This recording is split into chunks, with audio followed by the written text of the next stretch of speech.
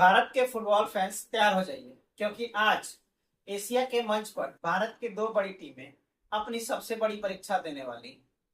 एक तरफ कोलकाता के फुटबॉल किला, जहां ईस्ट बंगाल एफसी के सामने होंगी कुवैत की अल अरबी एफसी। वहीं दूसरी तरफ तुर्कमेनिस्तान में एफसी गोवा के सामने होगी घरेलू चैंपियन अरकदाग एफसी। दोनों ही मुकाबले नॉकआउट के मुकाबले होंगे, यानी करो और मरो की स्थिति होगी। अब जो भी टीम जीतेगी वह सीधे ही एएफसी चैंपियन लीग के ग्रुप स्टेज के मुकाबला खेलेगी, और जो टीम हार जाएगी उसका टूर्नामेंट का सफर यहीं पर समाप्त हो जाएगा। तो चलिए बिना समय गंवाए हुए हम लोग शुरू करते हैं वीडियो को। अब बात करते हैं ईस्ट बंगाल एफसी वर्सेस अल अरबी एफसी।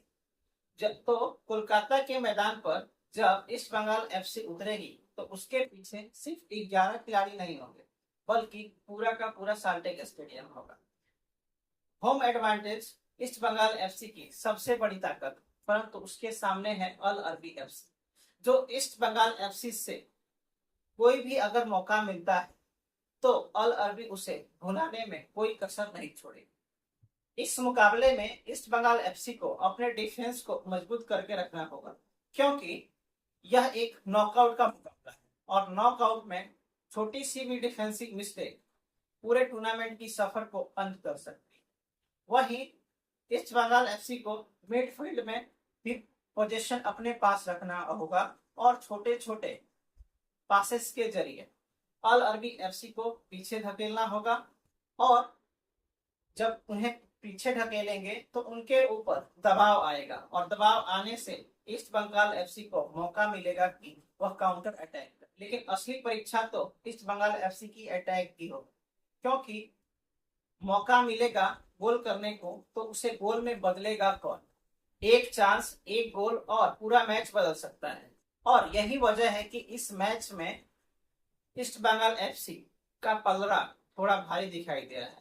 और मेरी प्रिडिक्शन है इस मैच की कि ईस्ट बंगाल एफसी 2-1 से अल अरबी एफसी को हराएगा, लेकिन यह केवल मेरा प्रिडिक्शन है, गारंटी नहीं।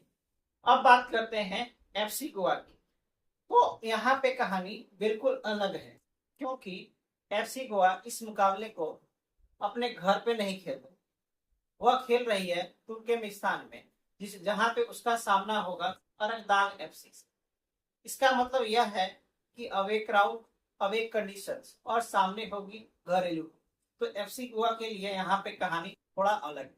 अरकदाग अपने मैदान पर शुरुआत से ही अग्रेसिव फुटबॉल खेल सकती है, इसलिए एफसी गोवा को भावनाओं में नहीं आना है और दिमाग से मैच को खेलना है। 15-20 मिनट बेहद ही महत्वपूर्ण होंगे।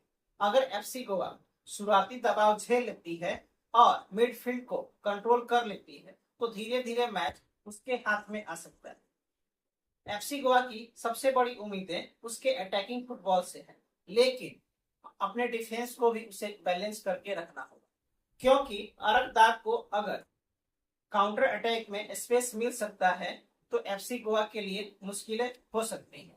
तो एफसी गोवा को स्ट्रेटेजी साफ रखनी होगी, बॉल का पोजीशंस अपने पास रखने होंगे और ओपोनेंट को दौड़ाने होंगे, और सही समय पर अटैक तैयार करने होंगे। अगर एफसी गोवा पहले एक गोल कर देती है तो अरकदाग के ऊपर दबाव आ जाएगा और एफसी गोवा के जीतने के चांसेस बढ़ सकते हैं। अब इस मैच की प्रेडिक्शन की बात करते हैं, तो इस मैच में हमारी प्रेडिक्शन है कि एफसी गोवा 2-1 से अरकदाग एफसी को हराएगी। आप भी अपना प्रेडिक्शन हमें कमेंट्स में जरूर बताइएगा, और साथ में यह भी बताइए क्या एफसी गोवा और East Bengal AFC champions league के ग्रुप स्टेज में पहुंचेंगी। अगर हाँ तो कमेंट्स में जरूर बताएं, और ऐसे ही फुटबॉल से जुड़े अपडेट्स देखने के लिए हमारे चैनल को सब्सक्राइब कर लीजिए। मिलते हैं हम लोग अगले वीडियो में। जय हिंद।